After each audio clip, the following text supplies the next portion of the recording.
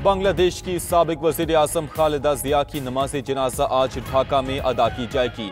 80 साल खालिदा जिया जिगर, ज़ियाबीतस और दिल के आर्जे में मुब्तला थी। तशवीशनाक हालत पर वो कई रोज से वेंटिलेटर पर थीं। खालिदा जिया को बांग्लादेश की पहली खातून बनने का एजाज़ हासिल है। वो 2 बार बांग्लादेश की वज़ीर आज़म रहीं। नायब वज़ीर आज़म इसहाक डार ने ट्वीट किया कि स्पीकर कौमी असम्बली अयाज सादिक नमाज जनाजा में शरीक होंगे और पाकिस्तान की नुमाइंदगी करेंगे। सदर ममलिकत आसिफ अली जरदारी और वज़ीर आज़म शहबाज शरीफ का खालिदा जिया के इंतकाल पर गहरे दुख का इजहार।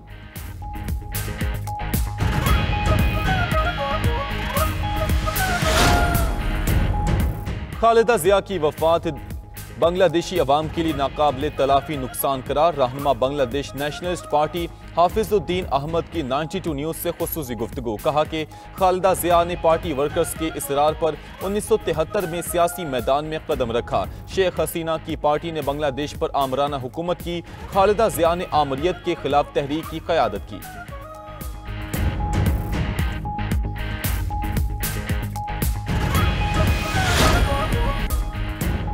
डेनमार्क खतूत की तरसील बंद करने वाला पहला यूरोपीय मुल्क बन गया। 400 साल पुरानी पोस्टल सर्विस ने खतूत की डिलीवरी खत्म करने का ऐलान कर दिया। कहा डिजिटल राबतों के बायस खतूत की तादाद में 90% से ज्यादा कमी आ चुकी। ईमेल और ऑनलाइन सरकारी निज़ाम ने रवायती डाक की जगह ले ली। पोस्टल सर्विस पार्सल और सामान की तरसील जारी रखेगी।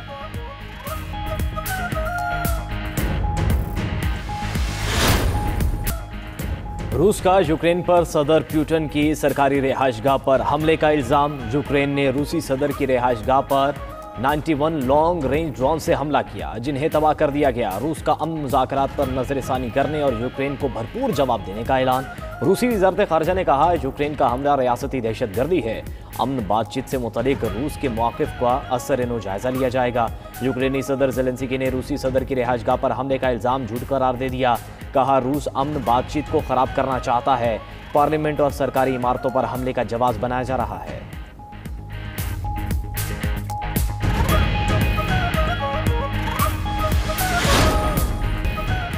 लेफ्टिनेंट जनरल रिटायर्ड फैज़ हमीद ने सज़ा के खिलाफ अपील दायर कर दी। फैज़ हमीद ने सज़ा के खिलाफ कोर्ट ऑफ अपील से रुजू किया। फैज़ हमीद के वकील बैरिस्टर मियां अली इशफाक की 92 न्यूज़ से गुफ्तगू। कहा कि अपील में सज़ा को कलअदम करार देने की सज़ा की गई है। सज़ा के फैसले की कॉपी हासिल करने की भी दरख्वास्त दी है। फैज़ हमीद को मिलिट्री कोर्ट से 14 साल की सज़ा हुई थी।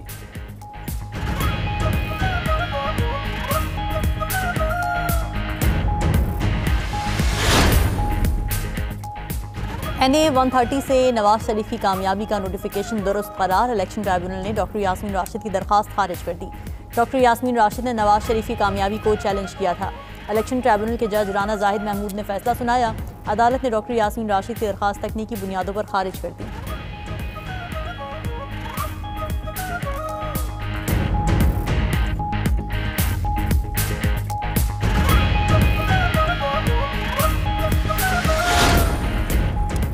बानी से मुलाकात की इजाजत ना देना अफसोसनाक है। मुल्क की हालात बदलने के लिए मुलाकात की भीख मांगता हूँ। साहिब इक़्तिदार से दरख्वास्त है कि अपना दिल बड़ा करें। चेयरमैन PTI बैरिस्टर गोहर की रावलपिंडी में मीडिया से गुफ्तगू। कहा कि हमने कभी मुज़ाकरात से इनकार नहीं किया। तहरीक अपनी जगह, लेकिन मुज़ाकरात भी होने चाहिए। 2026 में भी सजाएं नजर आ रही हैं। 2025 गुजर गया, अब हालात बदलने चाहिए। दुश्मन के साथ सीज़फायर हो गया, लेकिन हमारा आपस का तनाव ख़त्म नहीं हुआ। सलमान अकरम राजा बोले कि इस वक्त मुज़ाकरात का कोई माहौल नज़र नहीं आ रहा। हवा में मुज़ाकरात की बात करना बेमायनी है। जमहूरियत ही आगे चलने का वाहिद रास्ता है। उधर अडियाला जेल में बानी PTI से बहनों और पार्टी रहनुमाओं की मुलाकात ना हो सकी।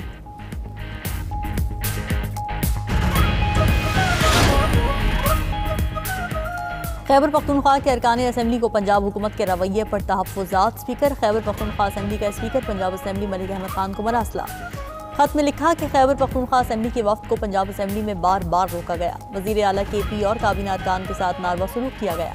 KP वफ्द को दाखिले से रोकना पार्लिमानी इक़्तिदार की खिलाफ वर्जी है। खैबर पख्तूनख्वा असम्बली वफ्द को सिक्योरिटी एहलकारों ने धक्के दिए। वफ्द के बाद अरकान धक्कम पेल के दौरान ज़मीन पर गिर गए। वाक़या बैनुल-सूबाई हमाहंगी की मुनाफी है। सरकारी वफ्द की तज़हीक से अवाम में मनफी तासुर गया। वज़ीर आला के साथ ऐसा सलूक नाकाबिल कबूल है।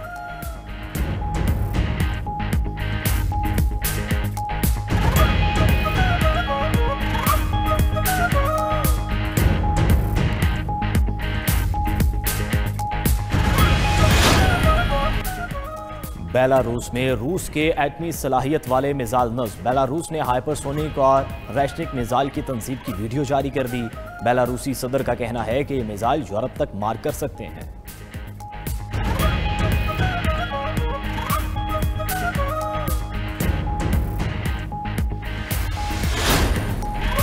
जौहरी तामीरात जारी रखें तो क़यामत बर्पा कर देंगे। अमरीकी सदर की ईरान को धमकी। डोनाल्ड ट्रंप ने कहा कि ईरान फिर जौहरी तनसीबात तामीर करने की कोशिश कर रहा है। ईरान ने जौहरी प्रोग्राम दोबारा तामीर किया तो उसे तबाह करना होगा। ईरानी एटमी प्रोग्राम से मशरक़ वस्ता में अमन कायम नहीं होगा। अमरीकी सदर की इजरायली वज़ीर आज़म से फ्लोरिडा में मुलाकात। कहा हमास गैर मुसल्ला न हुई तो 59 ममालिक इससे निपटेंगे।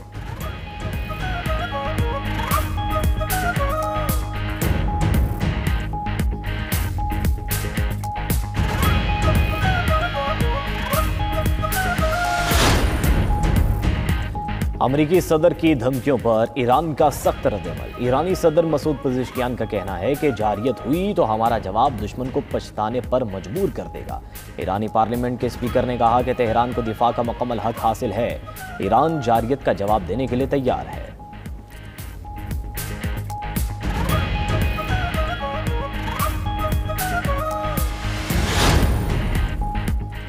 सोमालिया के दारुल हुकूमत मोगादिशु में अवाम का इजराइल के खिलाफ एहतजाज। सोमालीलैंड को तस्लीम करने के फैसले को शदीद तनकीद का निशाना बनाया। उधर तुर्क सदर की सोमालीलैंड को तस्लीम करने के इजरायली फैसले पर तनकीद। तैयब एर्दोगान ने कहा कि इजरायली इक़दाम गैर कानूनी और नाकाबिल कबूल है। इजराइल खित्ते को अदम इस्तेहकाम की तरफ घसीटने की कोशिश कर रहा है।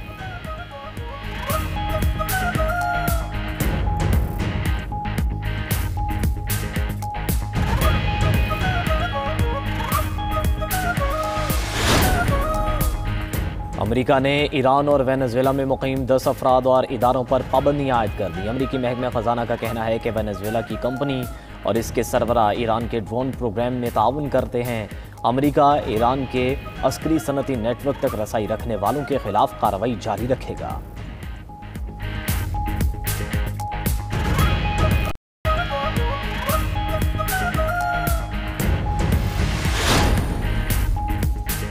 आलमी क्रिप्टो करेंसी एक्सचेंज बाइनांस ने यूक्रेन में फौरी कैश निकलवाने की खिदमात मुअत्तल कर दी। फैसले के तहत यूक्रेनी करेंसी बैंक कार्ड्स के जरिए क्रिप्टो वॉलेट्स में जमा भी नहीं हो सकेंगी।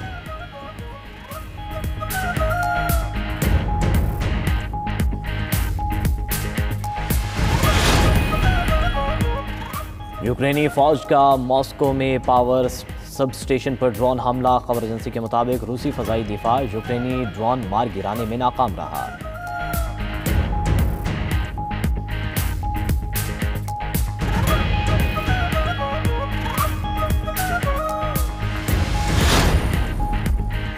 मगरबी जर्मनी में चोरों की फिल्मी अंदाज में वारदात। बैंक से 3 करोड़ 50 लाख डॉलर की नकदी और जवाहरात ले उड़े।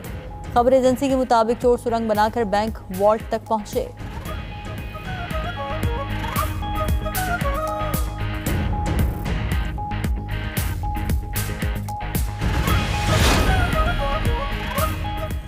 Injured Shaheen Shah Afridi big bash league से बाहर हो गए। पीसीबी ने कौमी फास्ट बॉलर को वतन वापस बुला लिया। शाहीन शाह अफरीदी ने सोशल मीडिया पैगाम में कहा कि इंजरी के बाद मुझे रिहैब करना होगा, जल्द ही दोबारा मैदानों में वापसी होगी।